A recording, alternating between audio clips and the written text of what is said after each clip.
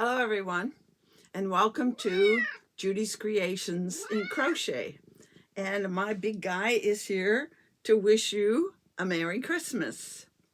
Today is December the 14th, 2023, and it is also day 7 of our 12 days of Christmas. So a little later in the video, we will be opening day 13 and day 14 of the Advent calendars that I have been sharing with you. But before that, I wanted to talk about a few other things.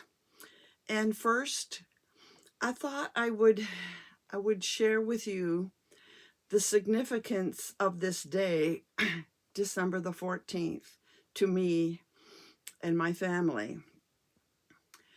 It just so happens that today, the 14th of December, is the anniversary of the passing of my mother.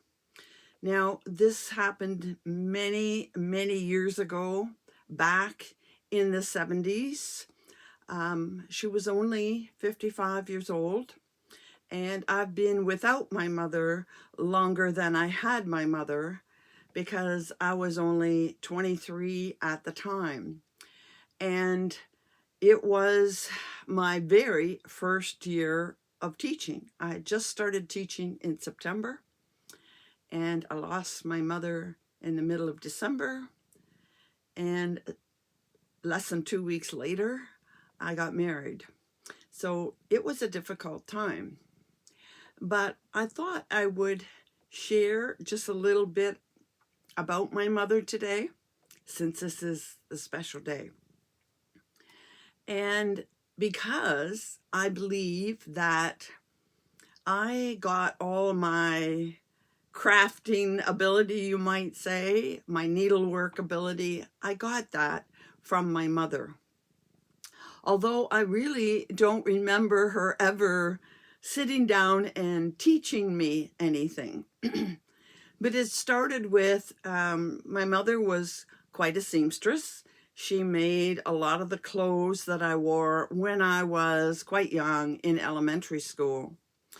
And then when I got into, we have a program here in this part of Ontario. I don't know what it's like in the rest of the country or other places, but we had a program in our school that in grade 7 and grade 8, the girls got home ec and the boys got a tech period, I guess you would call it. And it wasn't in our school. Our school was a small school. It went from, like most schools in the area, it went from kindergarten to grade 8.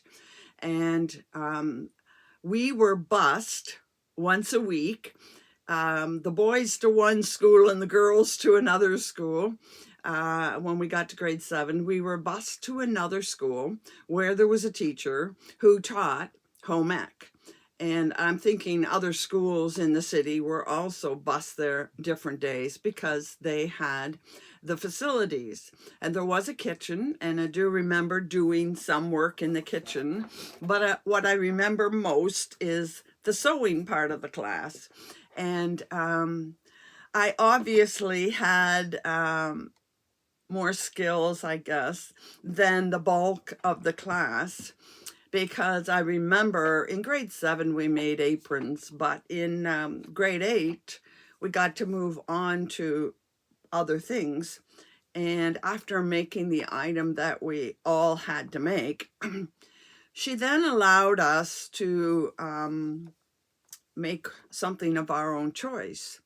And I remember that my mother had bought a big amount of some fabric, and so she gave me a piece of it to take to school to make a pair of shorts. If you could imagine my second year in school taking home ec, and I'm going to make a pair of shorts, but wait till you hear. And she kept the rest of it. She was going to make shorts for my younger sister. And these shorts had some plaid in it. And I was the only one that dared to do anything that difficult. And the teacher helped me put the pattern on in such a way that I could match the plaids, because that was the thing in those days. They had to match. So obviously I had some skills in that area, and I did make those shorts, and I went on when I was in my late teens, maybe I was 20 by that time. I went on to make a lot of clothing after I finished my first degree at university. I spent half of the summer just making dresses. So sewing was the first thing that I realized I could do, that I had watched my mother do for years. My mother also, though, she constantly was sitting what was called embroidery, doing embroidery. I now know it was called stamped cross stitch.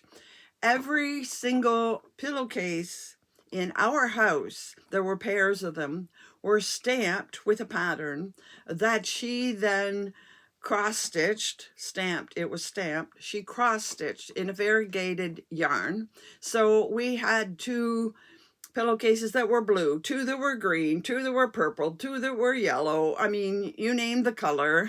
My mother had done a pair of pillowcases. So obviously that's where I got my cross stitch. Now I tried, first of all, to embroider a pair of pillowcases, and it was true embroidery. It had satin stitches and leaf stitches and running stitches, and I did not care for that very much, and I let it go. I never did do more with cross stitch, and that's what I now call crewel, C-R-E-W-E-L. I did do a couple projects as an adult, but I later picked up counted cross stitch, and I absolutely loved it. But I have to add that on every single pair of pillowcases in our house, my mother had crocheted a matching lace border on the pillowcase. Now that's the only thing I ever saw my mother crochet, but obviously she had the skills, because you know that was done with the thread, the embroidery thread, or floss they called it, around the pillowcase, and lovely. She did lovely work. That tiny work with the tiny hook. So she did crochet, although I never saw her crochet an item. And she never really taught me to crochet. I do remember when I wanted to learn, I was just finishing university, she showed me how to go around the corners like in a granny square, and that was about it. And I made a poncho, a granny square poncho at the time. And the other thing she did was knit.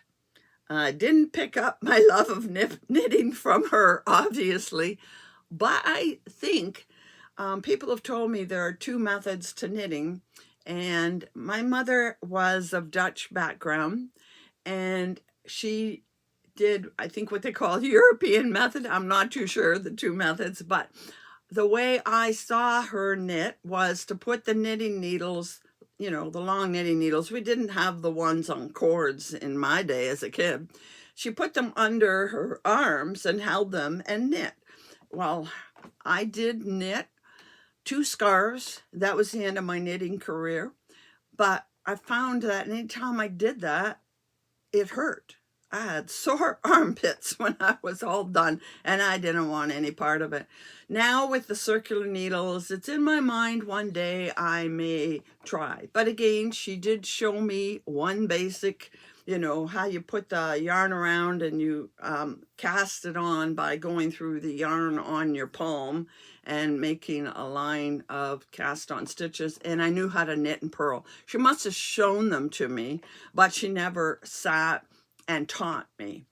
But I have one cute story that kind of shows you my mother's character, I think. When I was in high school, I think I was in grade 10, but anyway, when I was in high school, my mother knit me this gorgeous sweater, and I would have told you it was mohair, but I'm quite sure she couldn't have afforded the expensive yarn like mohair. But it was very fluffy, and it was green, and the green shimmered in the fluffiness with sparkles, shimmered other colors. And she made me this lovely sweater that I wore to school one day, and nobody else would have a sweater like this, and I thought it even had very special buttons on it. It was a cardigan. And I wore it to school one day, and our class was going to head out onto a bus to go on a field trip, and I was quite warm. So I decided that I wasn't going to take the sweater with me, and I hung it up in the change room at school, because we were going through the change room to get on the bus, and I thought it would be safe in the change room. We'd be back in an hour or so, and I would get it. Well, lo and behold, guess what? That sweater was long gone. And I thought, how sad that somebody would do that. And I went to a good school, and I thought, you know, that person could never wear that sweater to school, because the minute they wore it, I would recognize it. My mother made that. So I was kind of heartbroken, and I don't know how my mother felt about it. She never said a thing to me when I told her it was stolen. But unbeknownst to me, she did this on the sly. My mother made me a replacement sweater. And this is the yarn she used. You can see how fuzzy it is. And it's a beautiful color of green with what would be considered unusual buttons in the day. Today, they'd be very common. It doesn't fit me anymore, but this sweater I'm never going to get rid of. It goes in one of my clothing chests, and I have kept it. I did wear it once or twice as an adult when I was smaller, but my mother remade this sweater again for me, and it is knitted, and that's just what she would have done, because she knew how much I loved that sweater. So I thought it would be a good thing to honor my mother today. And it has been many, many years. And you know, it wasn't until I got into my by the way, this sweater would have been made back in the 60s. That's how old this sweater is, but it's still in good condition. And I wish I had a daughter to pass it on to. But maybe one day, I never did pass it on to one of my nieces. I don't know why, but maybe one day one of my nieces will have a girl, and I can tell them the story and pass it on to them. But as I started to say, it wasn't until I was in my 50s that I realized really how young my parents both were. My dad was 54, and I realized how young they were when they passed away. So that's my little story. Sorry if you didn't find that very interesting, but I know it's not part of our Advent, but today is a day where I do like to remember her. So, finished objects. That's the next thing I want to do. Then I may have to stop and start this video to move things around to get at all of my Advent items. But finished objects, in the line of green, I'll move this one in. So you can tell when it comes to green, this is a shade of green that I love, and I don't love all colors of green. You will remember a while back, a few weeks, the end of November probably, because we haven't done anything in December except do Advents. I was working on the green that was left over from a ball from Hobie and a ball of mohair that I put together, so you can see that it's fuzzy. And I made this cowl. I went sorted to the end of the ball of mohair. I still had the green left over from the ball of, it was Winter Glow from Hobie, and I finished this cowl. And it's actually, it was made straight and then joined, so you can see the seam in it. I don't know how that will affect somebody wearing it. It is big enough that you could put it up like a snood over your head if you wanted to, but then you will see that seam. So anyway, that's finished and done, and I can put it out of the way. And then my other mannequin, light mannequin, the legs broke off of it again, so I don't know if I'll be able to fix it. So I brought in this small one, and I don't know if I showed you this finished object or not. I know I have posted it on Instagram. So here is the back of it, and this is the one that I did only mohair, one strand, one strand, thin. It is long enough that I can put it on around my neck. I don't think I would wear it as a shawl. It is it's as light as a feather, very light. Of course, I did a very open stitch, and I didn't block it. I thought it was open enough. So that is another finished object since I've last been showing you things. It is a good size. I mean, it does go down a decent amount. So that is another finished object. I said I was going to start on a set of minis from last summer, and I did get them all caked up, and they're in a box ready to go, and hopefully I got fluff tickling my face. Hopefully I will get to them this month, but I finally settled on a pattern for my December cowl for the flower of the month, holly, and I got started on it the other day, and I changed my mind about the pattern 3 times, but I am really happy with how it is working up right now. But of course you won't get to see it until the end of the month, but I am definitely working on that, and when I'm finished it, I'm pretty sure I will go to those minis and see what I've changed my mind about what I'm making there too. But I think I will go and try to do something with those minis later this month. So now we're ready to look at, we're going to open our Advent. I'm going to stop for a minute and I'll be right back. So don't go away. Hello. So I'm back, but I'm not going to do the Advent yet because I had a bit of an oopsie. And I actually had to record this after I was done everything because I had forgotten that I had another finished object that I really wanted to show you today. So here is my other finished object.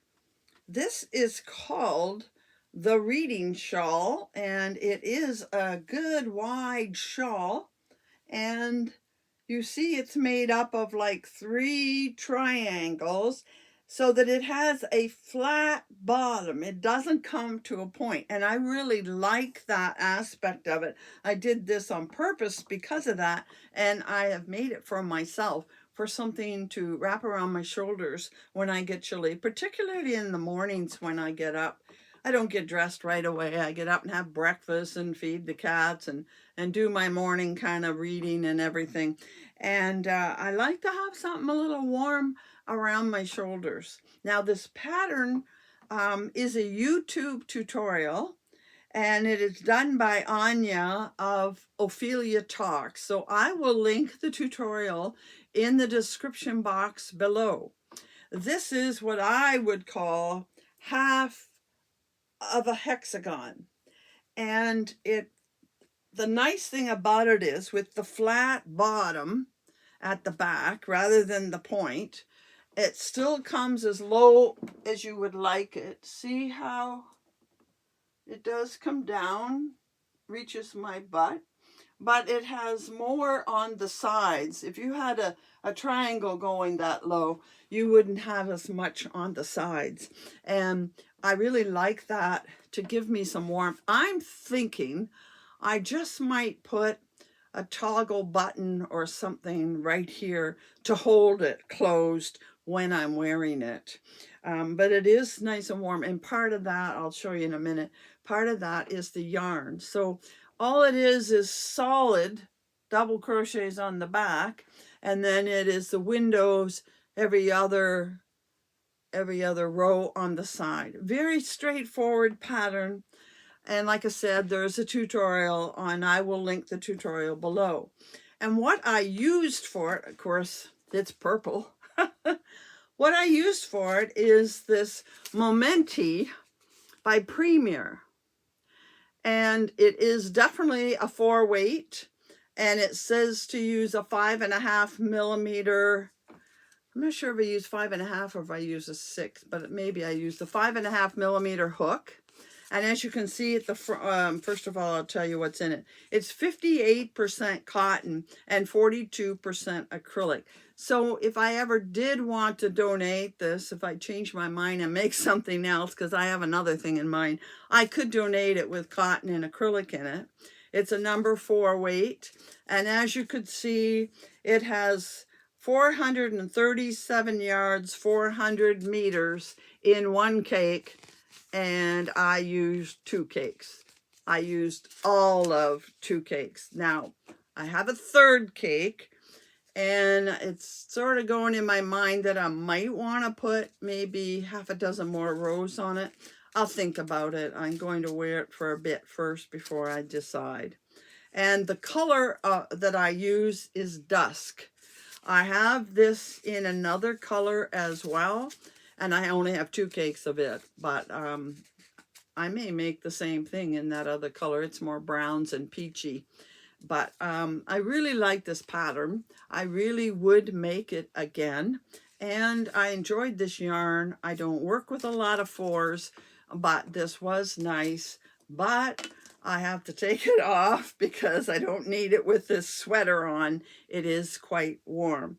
But I really wanted to show you this other finished object, because if I waited till the next video, I would forget and not do it. So there is that other finished object. So I have been busy this month getting things done, and now I have to go again, so don't go away, and I'll be back in just a flash with the advent calendar.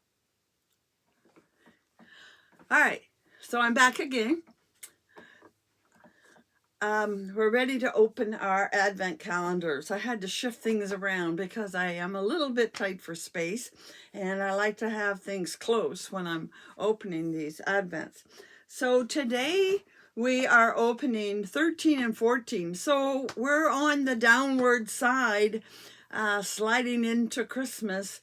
And I hope you have been enjoying this so far. I've had lots of comments about the things you are enjoying. But you know, we've only opened half, so it could change in any one of them. So let's see. We are starting again with polka dot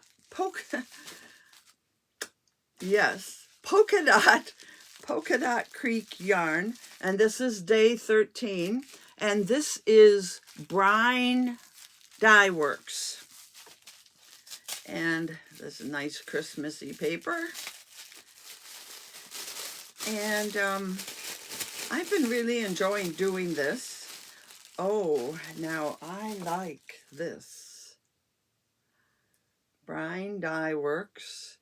And it's called the Griswold House. I guess that's the name of it. And it has 93 yards. Oh, that's really good. That's really good. I like it when they have 90 some yards. Those are the larger skeins. When you only get 60 or 70,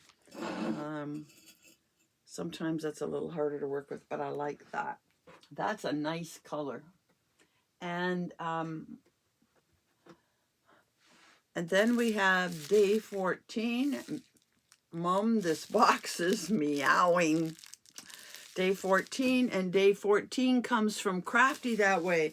Now, Crafty That Way, I have had yarn from them in the past, and I was online and I almost made another order from them, and then I decided, no, I didn't need any more yarn right now.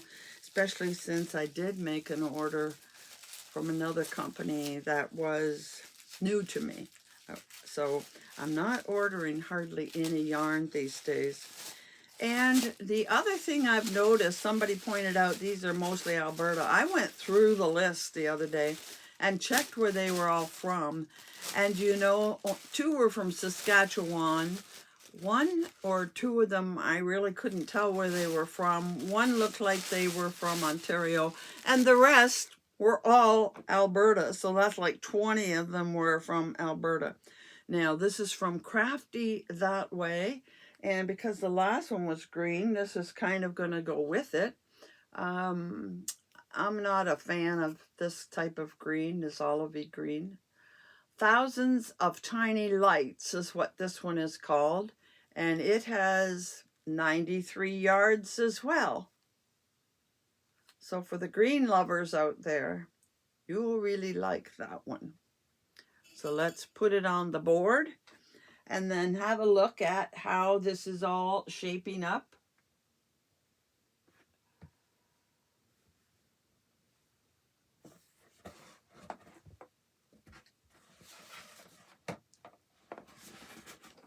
There we go. Actually, these would go well with some of the ones up here. So I have to think that they really didn't get together and talk about what they were going to do. All over the board with the colors on that one. So that's Polka Dot Creek and those dyers. Next, we're going on to my sparkle. And my sparkle is from Borealis. So here is day 13.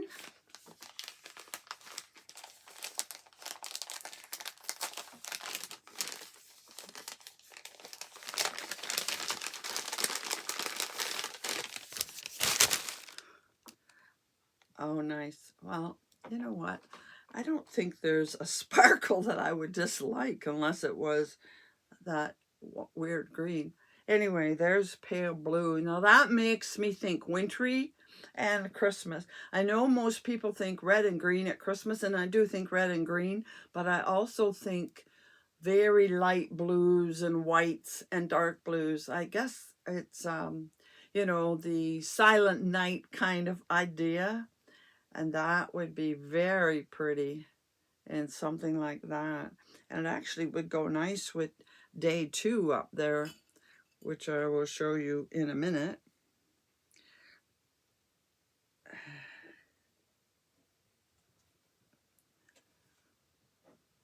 I'm going to have to take the time to pin these all on again a little bit closer because I'm more than halfway across this board.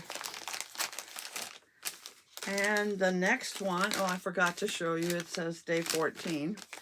And this is, as I said, from Borealis, and Borealis is in Alberta.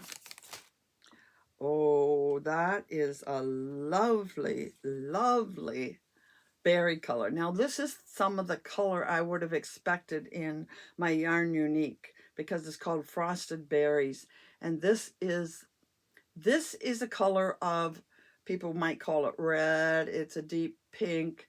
This is a color that is a color I love and is a really good color for me to wear. Somebody said I look good in this red, but this would be a better color. When I was younger, maybe just going into my teens, I had a coat, a good Sunday coat that reminds me of this. It was that way. It wasn't sparkly, but it had flecks in it that made you think raspberry. It was a true raspberry color. Oh, it was my favorite coat. Of course, I grew out of it in no time. So there we are.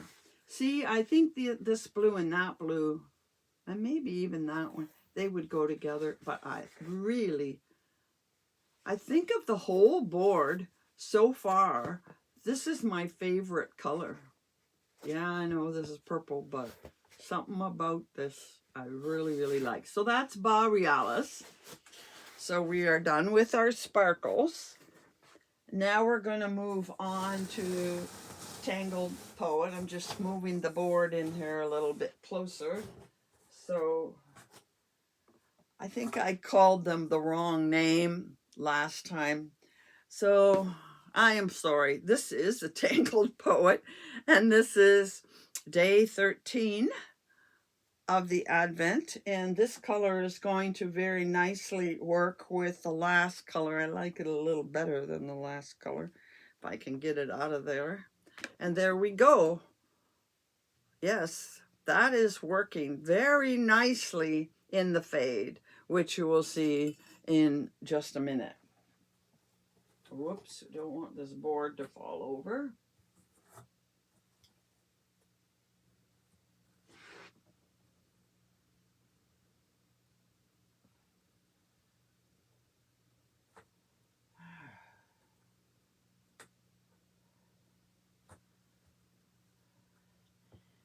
Can't seem to. There we go. That is doing a really good fade there. Oops, daisy. And then we go to day 14. And the green is continuing.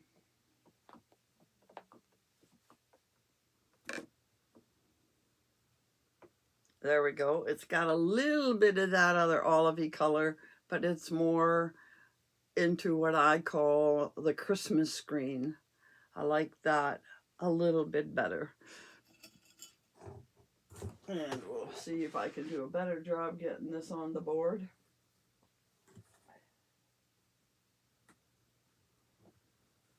There we go. All right. Now,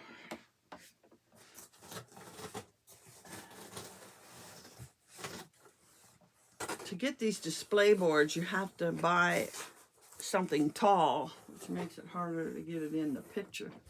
All right, so see how those greens are progressing? A really nice fade. And there we have the blues over there. So there's how that goes. Good. Move that over and out of the way. And finally, we end up with the Advent from Yarn Unique. And as you know, this particular Advent is, this particular Advent is Yak 13 and 14. Getting empty in there. And there is day 13.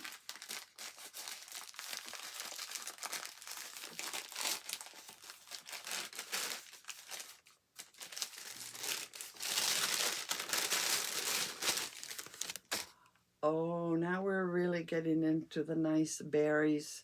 That's it's a raspberry, but we're getting a little bit of purple in there. So it is slowly changing. She's done a really good job of this fade, I have to say. And finally, 14.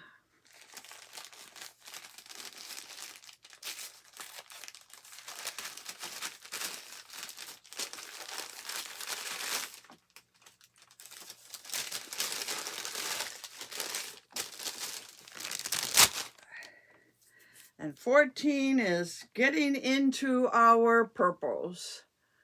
A red and purple combination. So I think next, I'm gonna have to tape that. I think I have some tape here. It's not sticking, and I don't want to lose the labels. So we're going to get into some real purples next time, I think.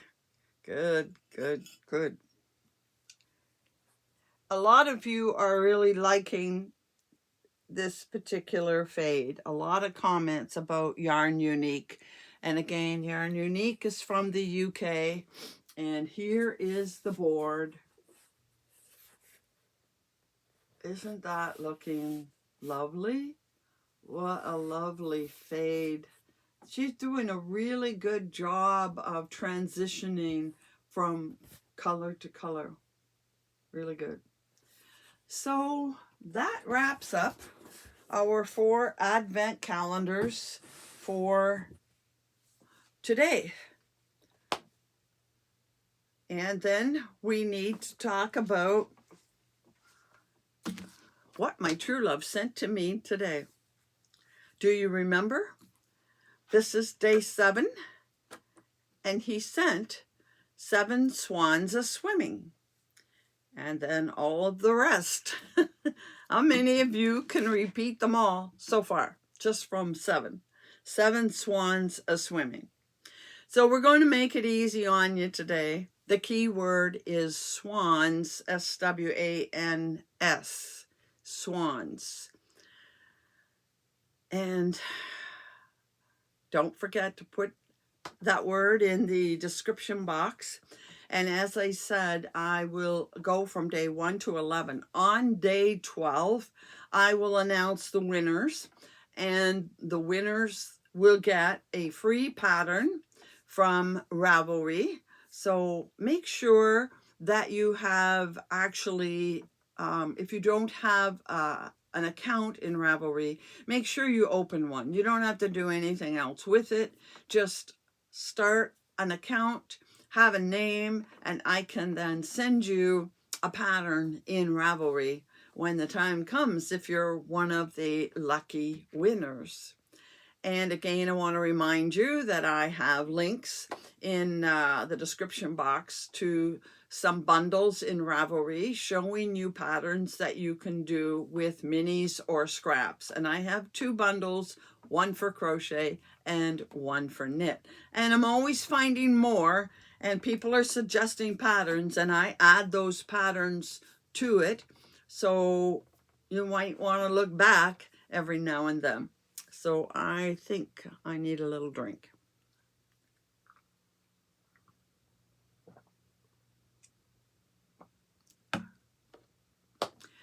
And I want to mention once again that I am so excited. Today's the 14th, and that's Thursday. So next Monday, the 18th, at 2 o'clock my time, I'm going to be doing a live show with Gina from the Knitting Turnpike.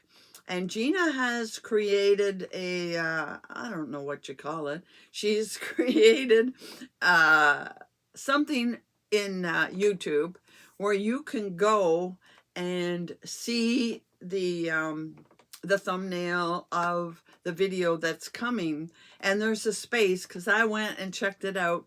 There is a place there where you can hit notify me. It's down in, you see the normal video, and in the bottom right hand corner it says notify me, and it says the time, so I have to guess it's the time for your time zone. So if you'd like to join Gina and I on that live, go to that screen, and I have put a link to it.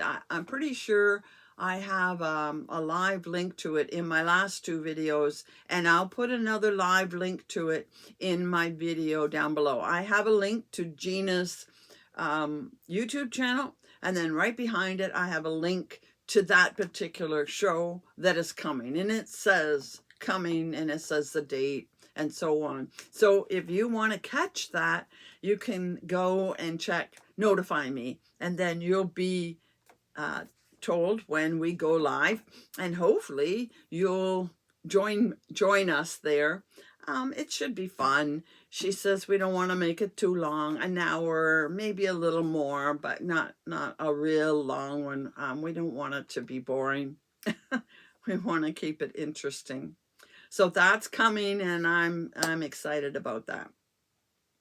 And on the 24th, the very last day, I will be announcing the winners for the first 11 days, and I will be showing a prize. Once I decide what it is, I'll be showing a prize for the 24th.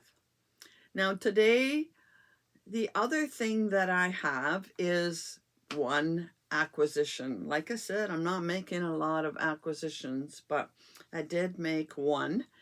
And this is a result of watching Diane. Diane, you've become an enabler. Diane has a channel called My Pink Bathtub Knits, and she is in Manitoba. And she got some yarn from a place called Koigu. I will show you the label and the spelling. Here it is, Koigu. And it is in Manitoba. I think she went on a day trip there. And I had never heard of it before. Apparently somebody else on YouTube mentioned it, and I can't remember who. Likely Crystal, she mentions everybody, or maybe it was Gary. Anyhow, I made an order, a very small order, just to try them out. And the first thing I ordered was 2 skeins of this because they are each 50 grams, I believe. Let me just look it up. Yes, 50 grams, 185 yards. So I have twice that, which is 370 yards, a little less than a normal hank. And I ordered it because it was 50% merino and 50% mulberry silk. And I really, really like merino and silk. And it does feel nice, but I think you can see the texture in it.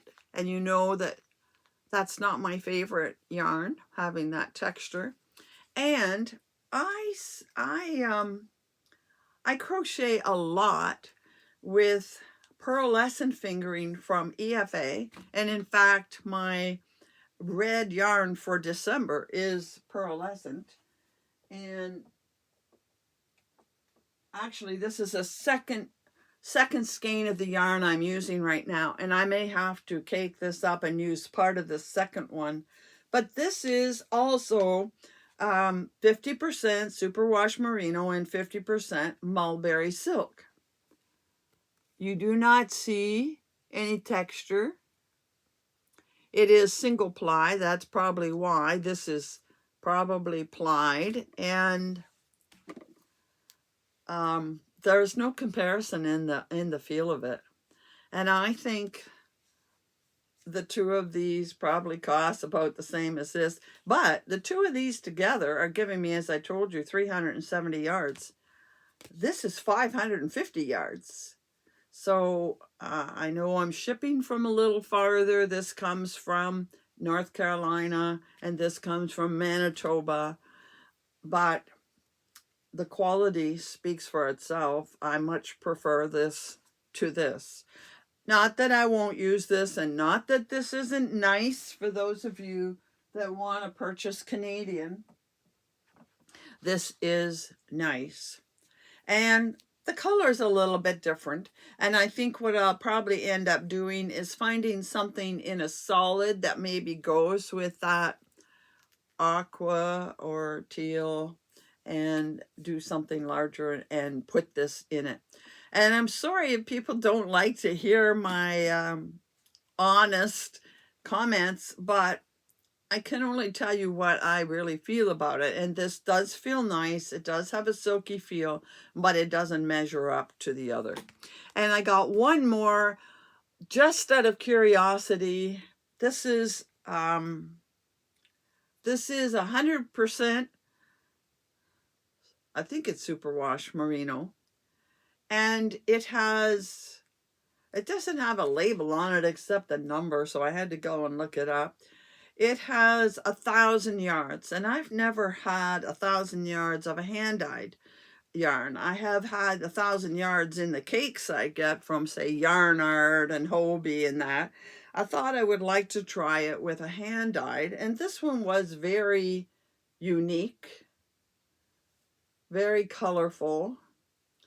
I'm still thinking I may put it, depends on what pattern I pick. I might pick one of Karen Hooley's patterns that has a lace on it, and this would be fine on its own. Or I might make a shawl where I pick, oh, maybe navy or some other neutral and put it with it. So this has 1,000 yards, which is approximately 2.5 skeins, because they normally have about 400 yards in them. That's on average. So this is 2.5 skeins, and the price was about the same as 2.5 skeins that I would normally buy here in Canada. It'd be a little more if I bought it US. I think it's very colorful. I think I might like the results with all of these colors, but I have to tell you, it's not got any softness factor to it at all.